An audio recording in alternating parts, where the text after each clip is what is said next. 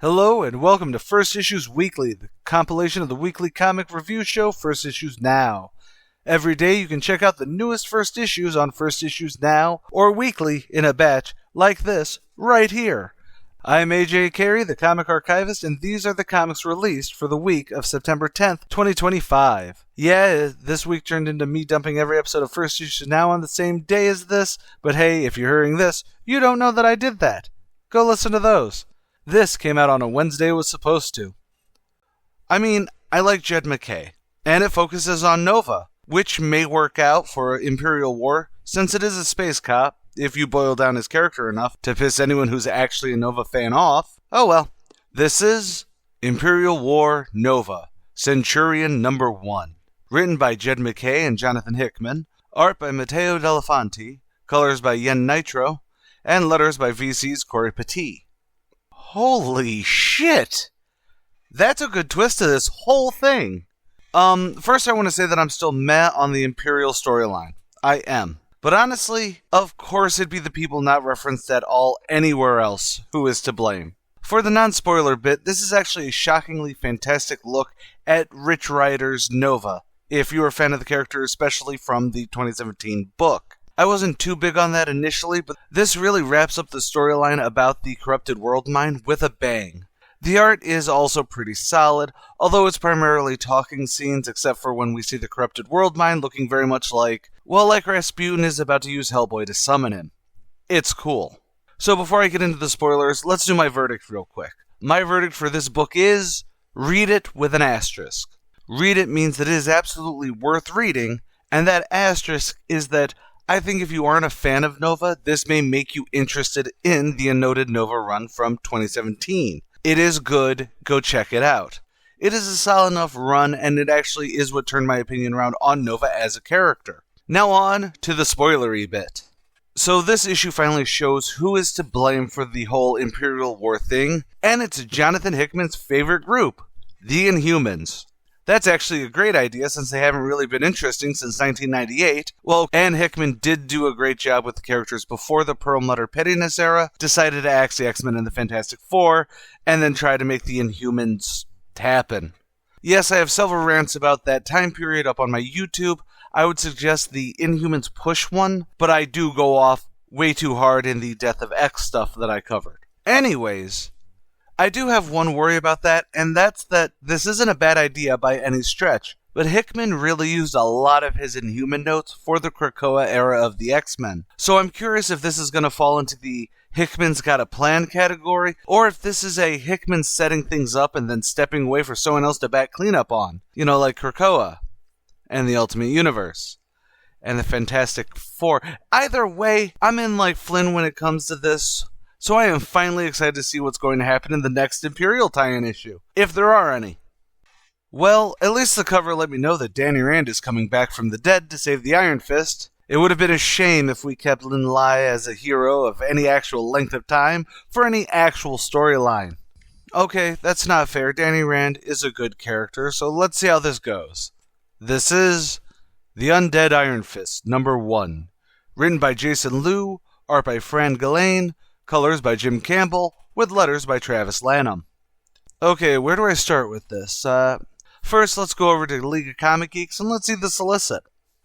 The Iron Fist rises. The book of the Iron Fist declares that every Iron Fist will die by the age of 33. But who created this false prophecy? Danny Rand was killed, but can you truly kill an immortal Iron Fist? Learn the truth about the legacy of the Iron Fist as Danny Rand rises once more to snuff out those that threaten that legacy, before Danny's time runs out.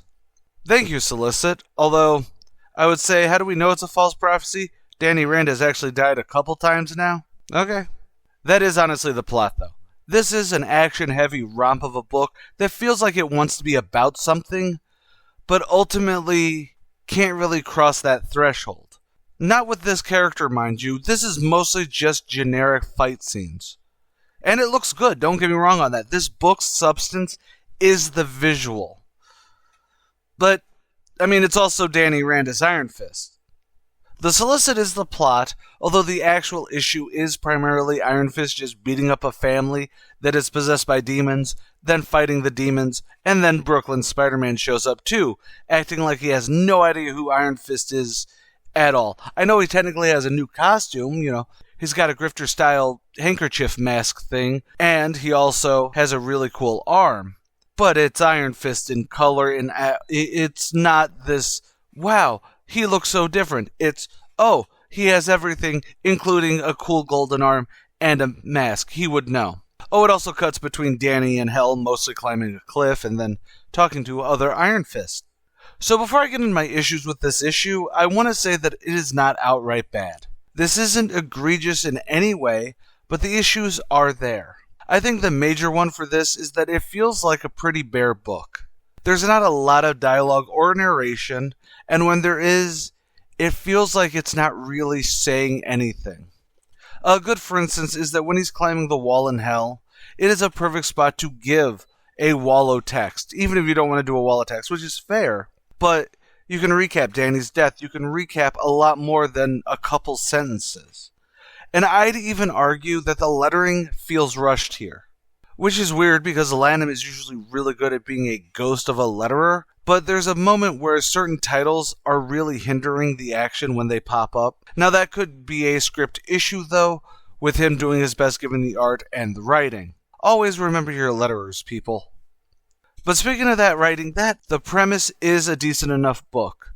And honestly, I do not have any real problems with it.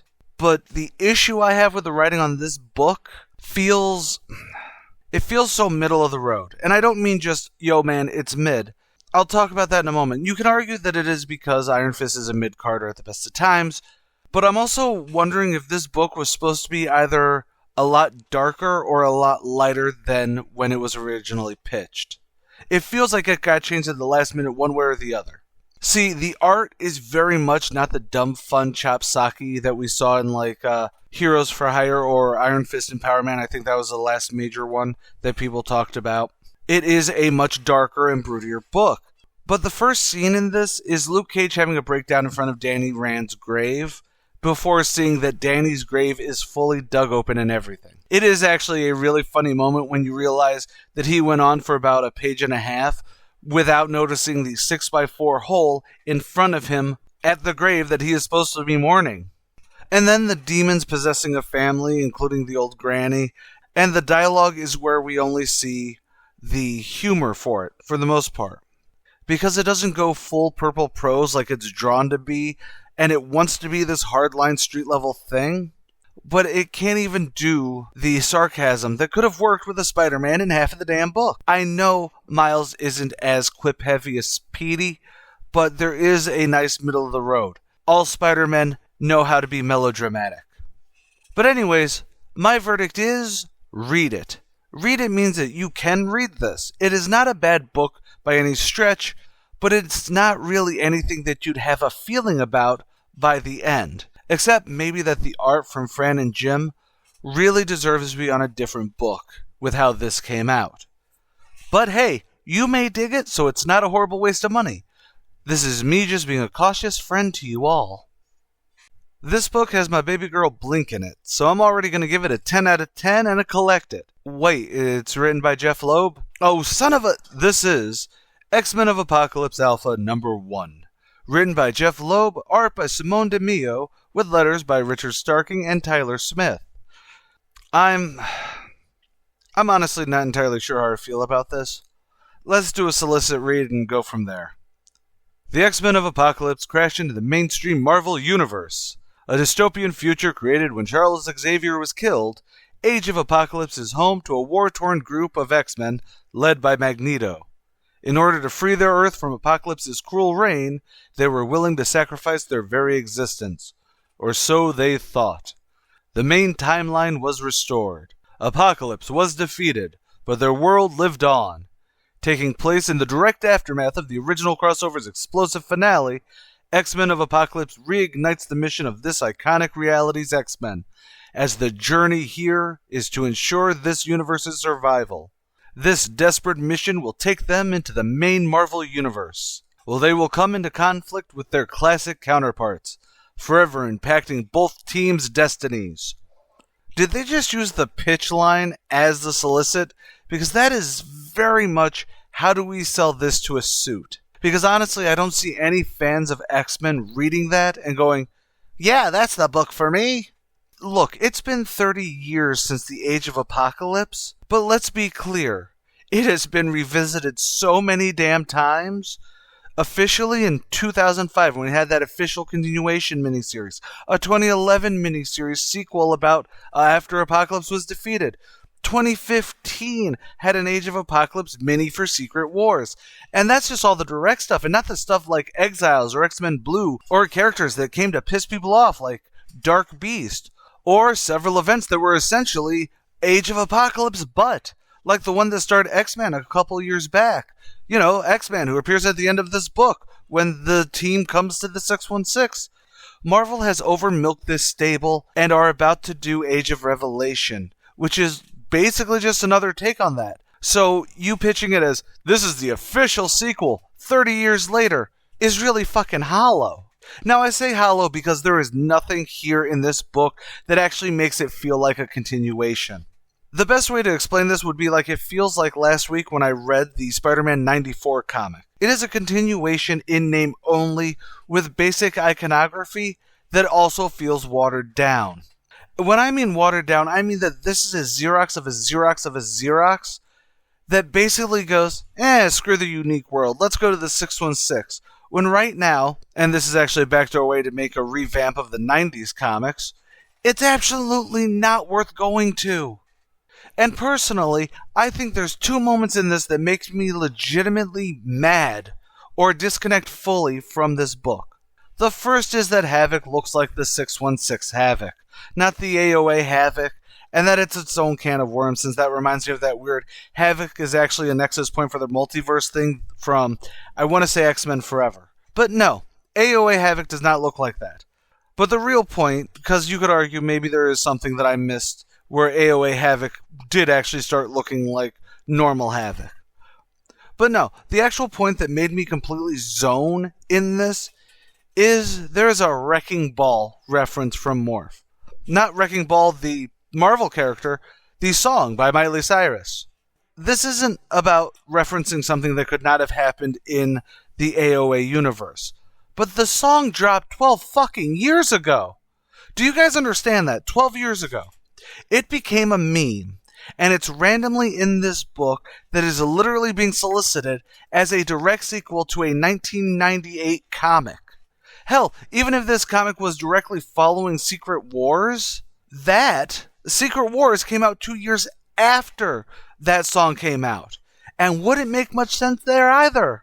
It's not even a good joke. Okay, I just gotta calm down here. I'm calm.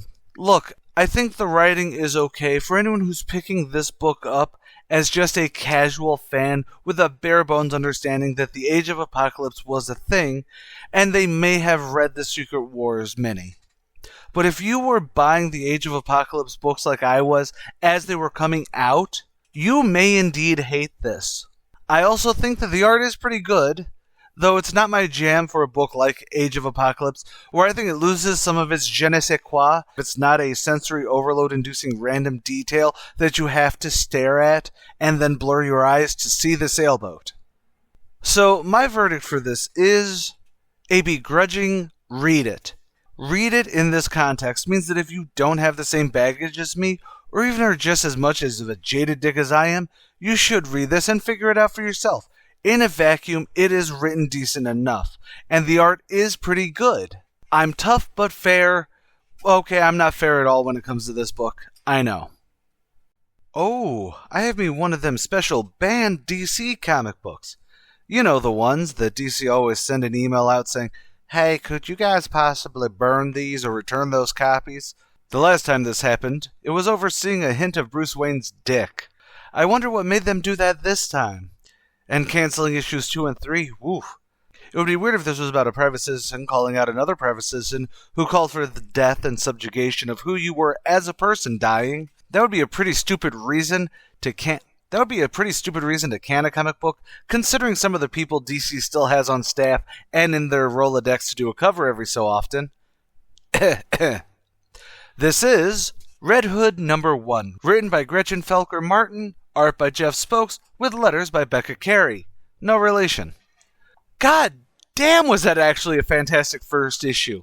Look, I'm famously someone who thinks that Jason Todd as Red Hood makes for a shitty member of the Bat family, and should have remained as an anti-villain, or at least a really shitty anti-hero, divorced from the Bat family, instead of all the weird loops that they keep trying to make him into an okay member of the family, throwing him into a new city like New Angelique, which does seem to be another DC Universe version of not quite New Orleans, but honestly, it's a good-looking city that looks totally different than Gotham or Bloodhaven. Basically, it's not New York as the model. And guess what? This is a mature reader's book, too. And Red Hood is allowed to use guns. Granted, I haven't been reading H2 or Hush 2, but even the solicit keeps spelling it H2SH. So, what even? Anyways, so I don't know exactly what happened, but Jason and Bats had another fight, and his mask gets destroyed, so now he's in a new city, wearing a pretty baller new costume. At least his face is supposed to have lips on it. And he is still being a hero, but in his own way. Oh, and Huntress is around, though she doesn't really do much in this. The buddy cop part must come later, and the buddy cop parts will have to come later. Oh right, they canceled it. There is no later. So the plot itself is that 3 people have mysteriously committed suicide after saying, "The tower says hello." Jason is in New Angelique to figure out what the hell's even going on. He gets betrayed by Royale, who is a masked dude who looks suave as fuck, and Huntress saves him. Meanwhile, the detective on the scene gets possessed by the tower, or however that works. I'm explaining it poorly, but it is a solid plot that really makes Jason Todd a neat character and uniquely his own person for the first time ever. Instead of, now how can we bring this back to Batman?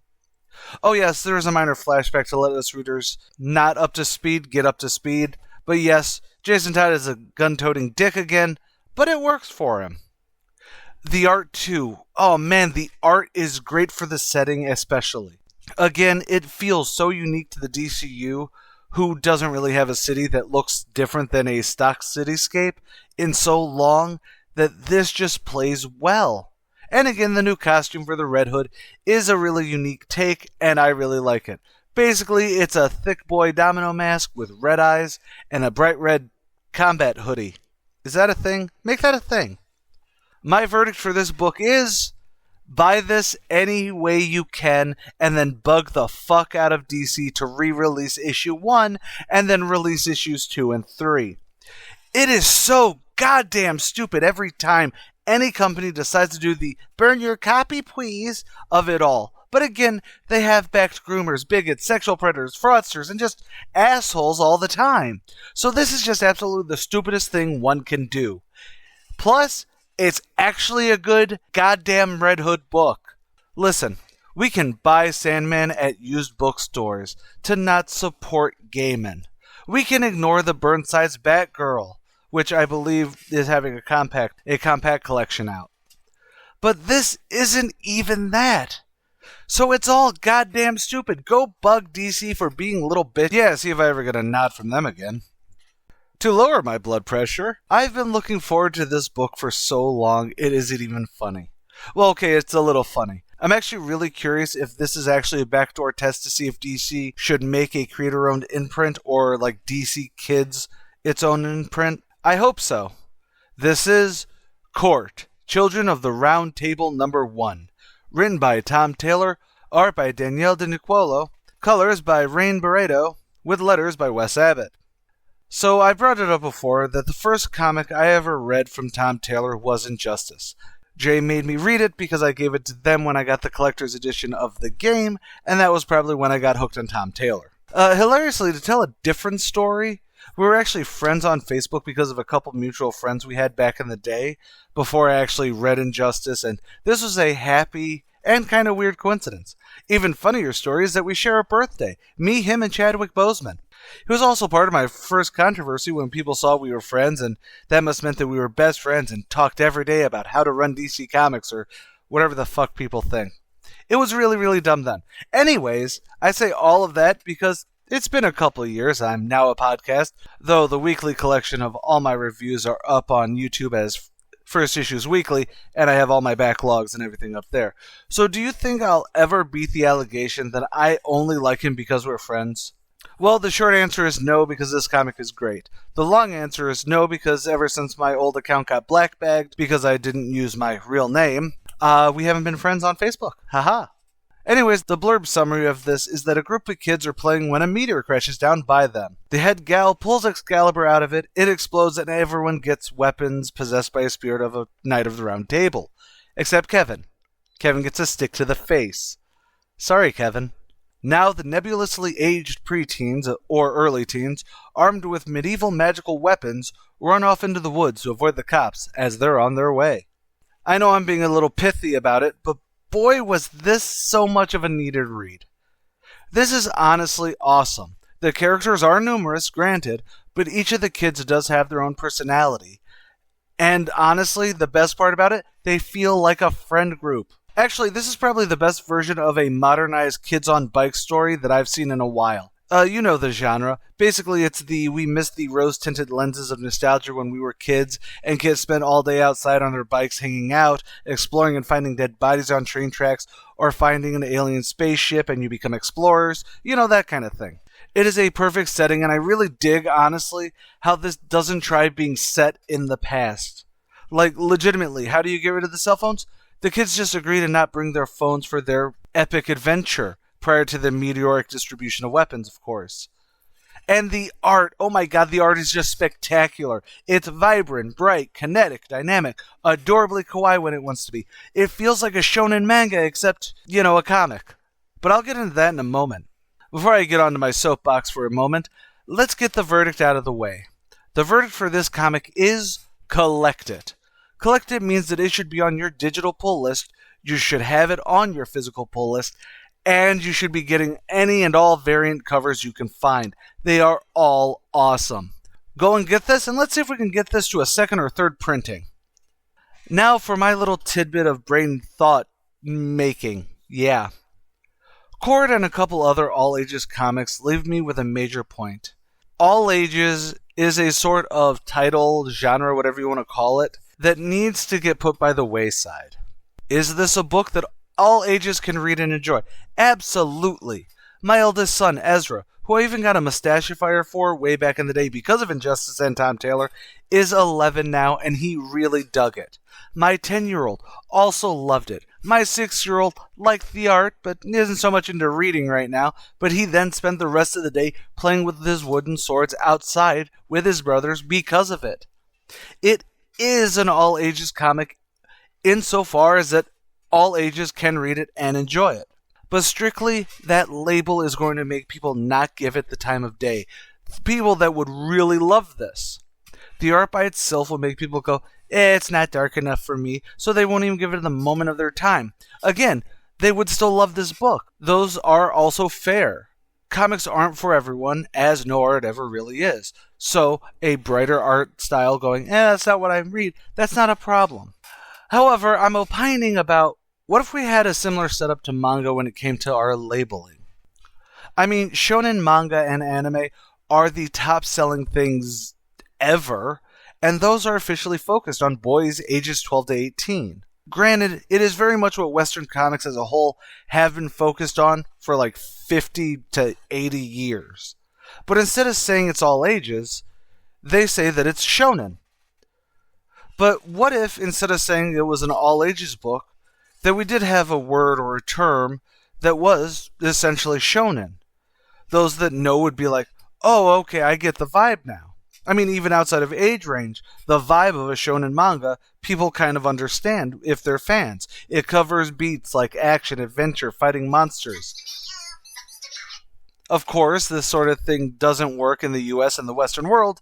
We are being run over by that conservative train way too much, and if a book had dark moments that rise to the hope, or the violence inherent in action, or even a little bit of romance, no, don't get creepy, then there would be an even bigger negative reaction to the industry than when the new Spider-Man is a biracial kid from Brooklyn, or if Spider-Man's son happened to be bisexual. It's so stupid that we live in this sort of time, but hey, At least you can get this book now, and you should. So, have faith in the fish. I'm out. Would it be too easy to boil down my cold open to just making a joke about Vader's castle and being done with it?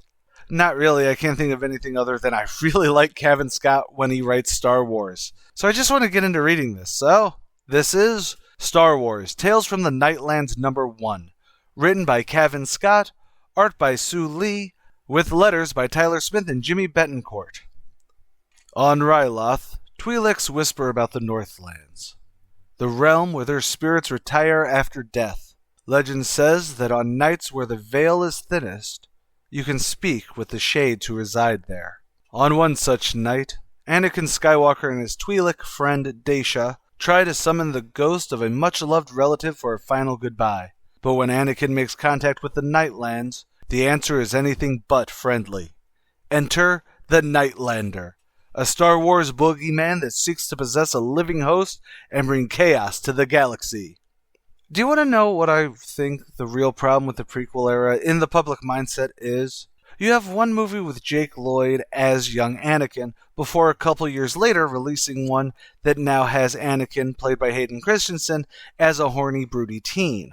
So the people who only watched the movies never got to see the young Padawan that every other Star Wars media was pushing around that time. And that's actually why I still think that I like Phantom Menace. All of that is to say that this comic is set when Anakin is a fresh Padawan and Obi-Wan is a long-haired hippie having no idea what he's doing, but he makes it work. And yeah, this issue is spectacular for that.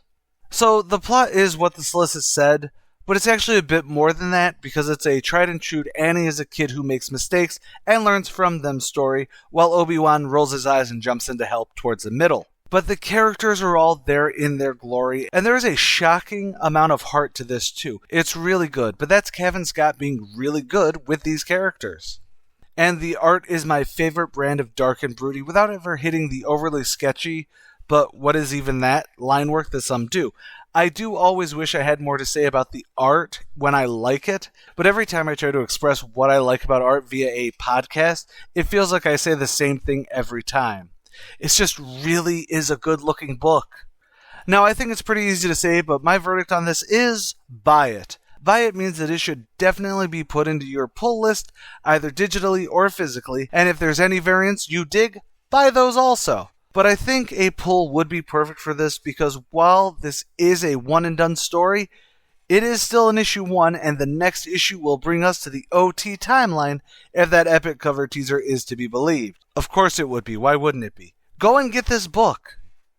Wait, Nocturnals has a new comic? Nocturnals? The Malibu comic? If this wasn't just audio, I'd show off my Nocturnal floppy collection. But anyways, yeah, this is a pleasant surprise on the pile. Time to check out Nocturnals, The Sinister Path #1. Written and illustrated by Dan Brereton, with letters by Louis Boalis. While the town sleeps, evil rises. A war is fought for the soul of Pacific City by monsters, human and supernatural. But some of the monsters are on our side. The Nocturnals, led by Dr. Horror, his daughter Evening, and their band of misfit vigilantes are all that stand against an eldritch criminal underworld. The death of the mysterious Judge Hemlock opens a macabre power vacuum in the eldritch underworld of Pacific City. When the Nocturnals, Doc Horror, Evening, and armed Revenant, the Gun Witch, investigate the cult-enshrouded Hemlock House, what they find will lead them down a twisted and deadly, sinister path. So that's the solicit, but I'd argue that that's just the general premise. Now, the main plot is setting up the players and the world, and it may not be that new reader friendly. I mean, when you have a raven turn into a hot chick who's talking to a dude who's kind of a ghoul, all they're talking about is Poe, and everything, it can be a little head-scratching. However, I think that in the main plot of the issue, which is checking out Hemlock House, that starts about halfway through the book, really does allow for a bit of decompression after the rapid-fire cast of characters. But honestly, I like the plot, but the art is honestly the reason why I will always say buy this book. Brereton has been painting this comic since it came out, and even won an award in '95 because of it, and honestly, it looks brilliant. I do think he probably switched over to some digital painting or digital touch-up work because it does feel a little bit sharper, but I am going off of me reading this digitally versus me remembering newsprint comics from the 90s, so my memory could just be fuzzier.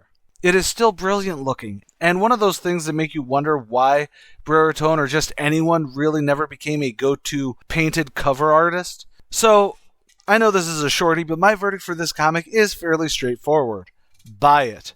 Buy it means it is absolutely worth reading, and you should definitely have it on your pull list, but there is a caveat that I did read this digitally for the review. I do have the physical, and I think that everyone should definitely have this on a physical pull list level.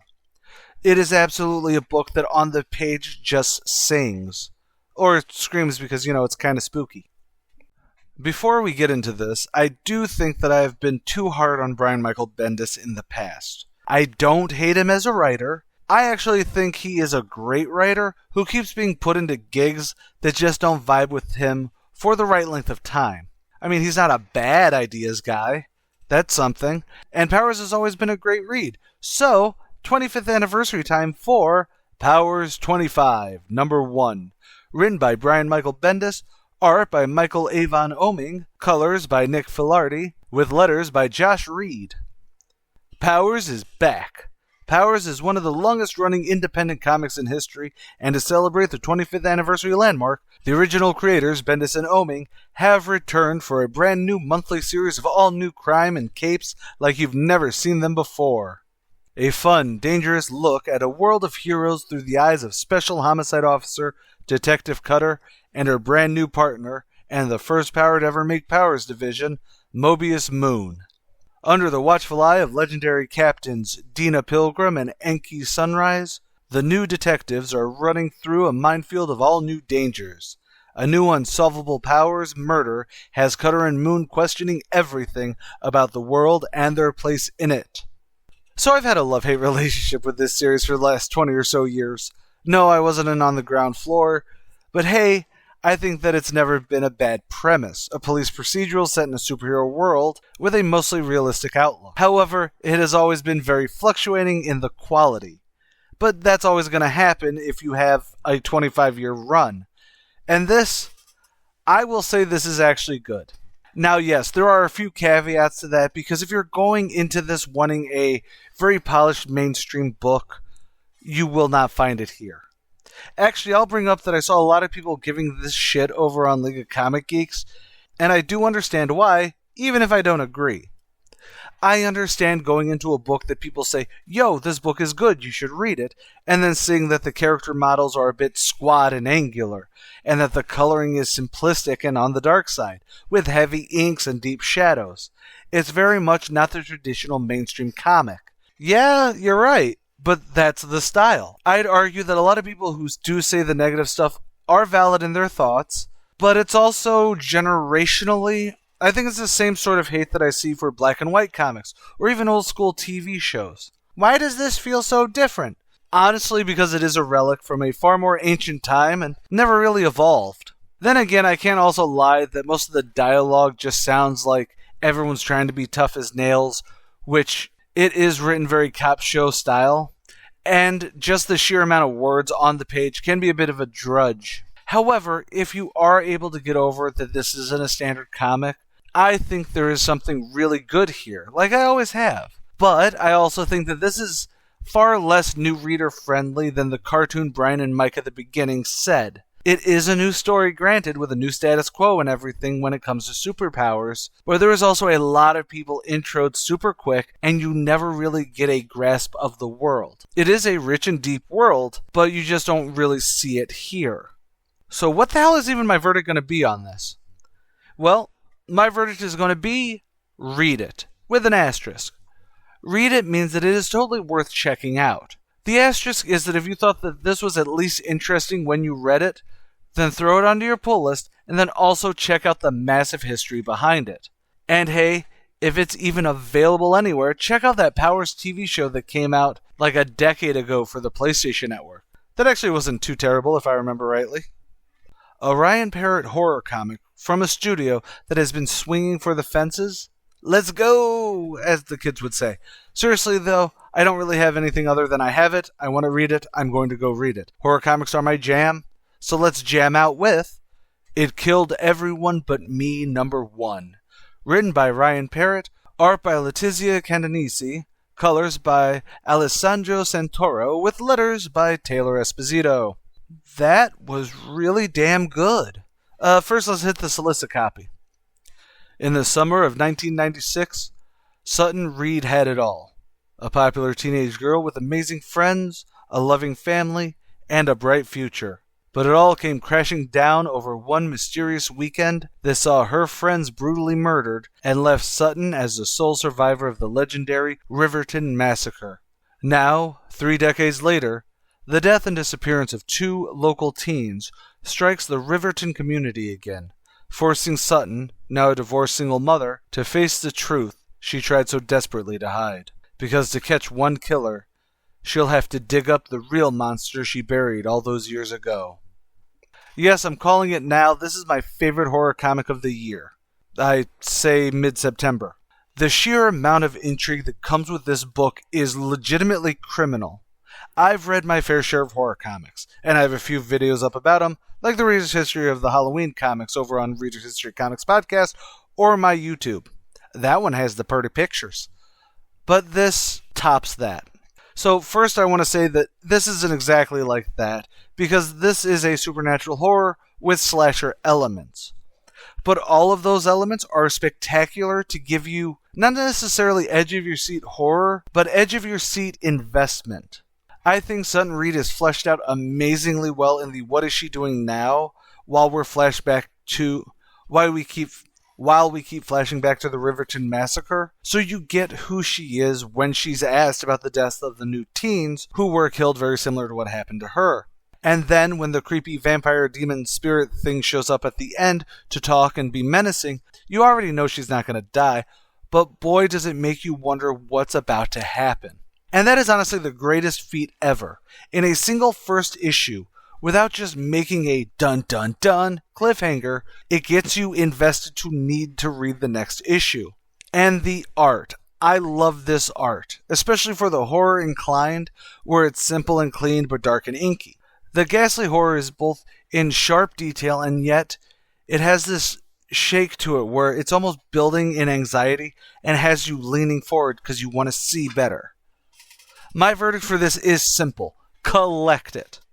Collect it means that you should have this on your digital pull list to read as immediately as it comes out, and you should have it on your physical pull list because hot damn this looks good physical, and if there's variants, you should get those too. It really is that good.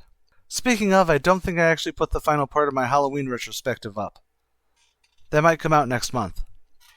So for a bit of an AJ lore drop, I covered when the relaunch of Harbinger came out in the 2010s, with the first issues, with an Honest Comic trailers, and even a Comic Sins vid. I'll say that I'm a fan. I liked it more than the original.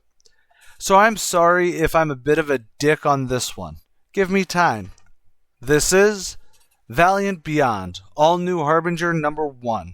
Written by Fred Valenti, art by Eric Tamayo, colors by Brushu Studio and Gabriel Ralden, flats by Ludwig Olimba, with letters by Ezekiel and Verney. I guess it was good? Hold on, solicit first and then we'll talk. After the devastating fallout of the Harbinger Wars, humans and Psiots are able to live together without conflict, but that doesn't mean that things are safe. Enter Harbinger, a super team composed of uniquely powerful Psiots including Archer, Flamingo, Alloy, and Crane, dedicated to protecting their city at all costs. When the terrorist Black Sheep takes a building hostage, it's up to Harbinger to step up and stop her. But are they up to the test after having recently lost one of their own? It's a trial by fire for Archer, and the newest member of Harbinger in the first chapter of this can't-miss 3-issue story arc. Okay, Solicit, you can calm down now. It's not that can't miss. Well, okay, that's not true. Rather, it feels like it's part 1. And won't feel better than okay until the next issues come out. So yeah, the basic plot of this issue is that we start with a really annoying superbad Black Sheep holding some hostages with some robot henchmen. The team gets called in by the big giant head, And that's it. The issue ends with them showing up to the scene. But the issue isn't actually about stopping this person. It's about setting up the barest bones of the world with some basic exposition news, and more importantly, introducing the characters that we're going to be following. And guess what? They are all very well defined. Well, at least given general definitions for this arc, which I'm actually honestly iffy about Archer being put on the team. But Fred Valenti did do a really good Archer and Armstrong back then, so I'm not too worried. I'm just not too sure about him on the Harbinger's team. But on the other, how many hands do I have on this one? We actually haven't seen the team doing anything together, and that's where it really comes down to me being iffy on the book. A team book lives and dies on the group dynamic, not the individual character. So I almost want to say that I can't give a verdict on this until the next issue or the next 2 issues come out. But I have to. But before I do want to say that the art in this is great, and it better be with that many people on colors. Just saying. But honestly, it is vibrant and dynamic, and actually really feels in line with the previous Harbinger title, but just a little step up. It's just an upgrade of good art. So that gets me to my verdict, and my verdict for this book is... read it. Read it means that it is worth reading. It's not bad by any means, although it is not exactly blowing my socks off. I do have it pulled for the next issue, since I think that'll be where the long-term appeal really is. However, definitely read this for yourself to find out if you're interested, or wait a couple issues. It does have the feeling that a trade read may be better for it, though. With all of that, though, maybe I'm wrong, or maybe I missed a comic worth talking about. Let me know on the YouTube video version of this, on whatever podcast platform you're listening on, or on social media at The Comic Archivist on Facebook, on Twitter at AJC_doesitall, and even on Blue Sky at AJC does it all, without any underscore. I'm always open to being told how wrong I am about current mainstream and indie books alike. Don't forget to like, share, follow, subscribe, and all the other stuff that I'm being told I need to say to keep this show going again. Don't forget to check out the other Carry On Production podcasts like Killing 15 Minutes, Mything 15 Minutes, and Blanking 15 Minutes. They're great, I promise. More than anything, though, remember, stay golden, Inklings.